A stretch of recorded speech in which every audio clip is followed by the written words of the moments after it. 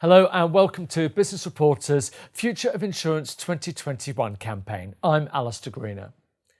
It's clear that COVID-19 has made a huge impact on the insurance industry. Insurers have realised that cutting-edge data management and frictionless data services are crucial for the success in a digital age. But the big question is, where do we go from here? James Harrison, Head of Insurance at Bradstreet UK and Ireland, is here to tell us about the trends and opportunities that will shape the insurance landscape in the coming years.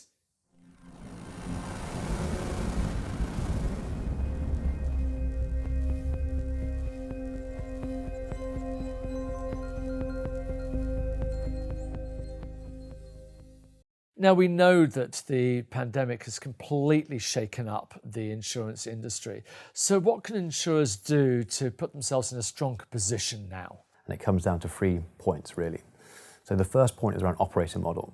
What we found during the pre-pandemic is that the insurance industry has been a bit slow to invest in digital and data technologies. They've cited that legacy technology systems, they've cited complex processes and products and big implementations that have gone wrong as reasons not to invest. But during the pandemic, what we saw was that those that had were much more robust and could withstand the pandemic. Those that weren't really suffered. When one business unit went down, the whole operation was almost grinded to a halt. So we're going to see an uptick, I think, in digital and data technology invested to support the operating model. The second element is around customer. So we're seeing now that insurers must now look at developing a high-resolution view of customer.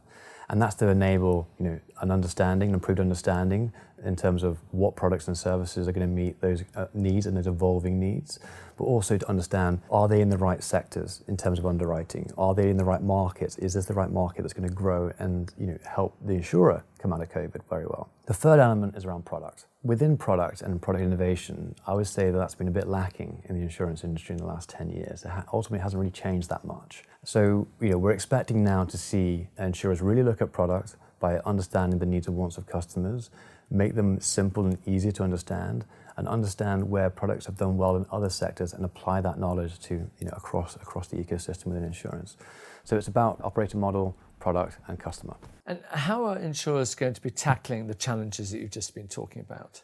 The insurers that are going to do well coming out of the pandemic are the ones that are going to truly embrace digital experiences. They're going to apply automation across the value chain. They're going to really understand their customer and they're going to invest in digital and data. From that, they're going to really develop that high resolution view of customer. They're going to see those operational efficiencies as a result of that. And that's going to help inform their product innovation strategy. And also, like what we said before, it's about moving towards that more trusted advisor role and expanding out what they do to their customer to really alleviate what we find in the market about this grudge purchase element.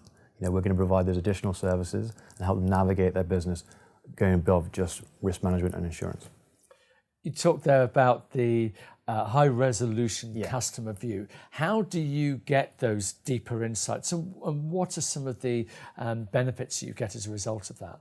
Insurers, like banks, have fantastic information on their customers and their target consumer market, but it's all internal data. And that's only half the picture. So there's a real opportunity there to expand that with external data sources and develop this near total view of customer. And when you do that, you can pull down all this information on that business, whether it's firmographic information, how it relates to its peers, ownership details, where it sits in its corporate family tree, what businesses are linked to that business, as well as start to apply some analytics. Is that business going to grow? Is that business going to fail in the next 12 months? So all that information is there, is available. Once you have that very crisp, high-resolution view of customer, then there's operational efficiencies across the value chain. You can start to see how insurers can onboard quicker because there's less questions. There's less questions back and forth when it comes to quoting and underwriting. So you're actually pricing better as well. You're reducing some of the burden during policy administration because you have that live understanding of risk, and then you're optimizing the claims process as well. So there's cost efficiency gains across the value chain, across the different processes.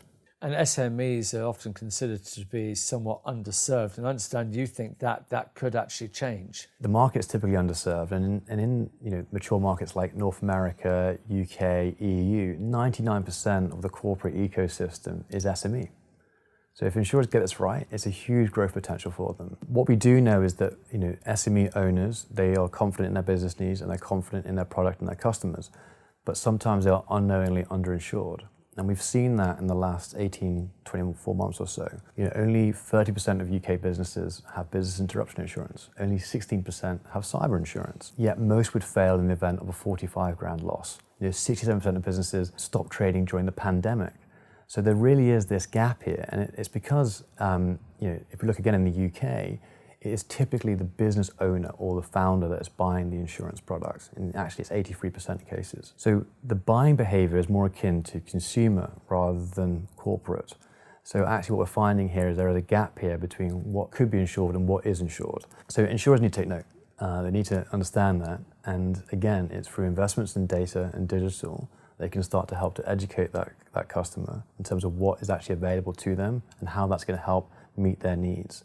But also, going back to one of the points mentioned before about being more of a trusted advisor, insurance is a grudge purchase. There's no way getting around it. So there needs to be these value-added services to make, in the event of a year where there isn't a loss, the consumer has still got something for their premium. So this advisory role that you're suggesting insurers take up, what's the benefit to their business of doing that? To insurance executives is the history and the story around Flock, which is a new insurtech. Now what they've decided to do is actually cover the market of drone insurance. So they're trying to provide drone insurance to policyholders. Now what's interesting there is that there's not much loss history on drones. So it's very hard to price. So what they've looked at is actually how do they influence the behaviors of their policyholders to mean that they are less of a risk, their risk profile is reduced, and therefore they have a reduction in premium. So what they've looked at is actually informing when and where they can fly their drones. And if they do that, they get a reduction in premium. This is really interesting, right? So we're now moving in towards behavioral changes, and this is a positive interaction between an insurer and their policyholder. And you can see how this can now be expanded into other lines of business and into the traditional lines of business within the London market, the specialty insurance market. So we know that when you sail a vessel through the Gulf of Aden, that if you sail at 16 knots rather than 15 knots, you massively reduce your propensity to a Somali piracy attack. So we're now moving into the space of loss prevention rather than loss indemnity, which is really, really interesting. Let's talk a little bit about Dun & Bradstreet now. How do you help insurers with their data capture? So we mentioned before about high resolution view of customer. We're very well positioned to develop that high resolution view of customer for our clients. In our 178 years of history, we've developed the world's most comprehensive data cloud for corporations. We have 420 million businesses within that data cloud in 220 countries worldwide. So that represents the vast majority of the world's GDP. Now, we identify those businesses through our DUNS number, which is a 9-digit code. Now, it's been marketed as a unique identifier, but I like to call it a key. Once you have that 9-digit key, you can pull down all this information on that business, whether it's firmographic information, ownership details, financials, where it sits in the corporate family tree, how it's linked to other businesses, and we can also apply our own analytics to it. So whether it's going to grow, fail, or what's its approach to, how prevalent is it to cybersecurity. And that can then be applied to different segments within the insurance value chain, depending on the strategy or where the insurer wants to focus on. Well, you've given us a huge amount to think about, and we'll be watching with interest to see how the insurance market responds to this ever-changing environment. James Harrison from Dun & Bradstreet, thank you very much indeed. Thank you very much.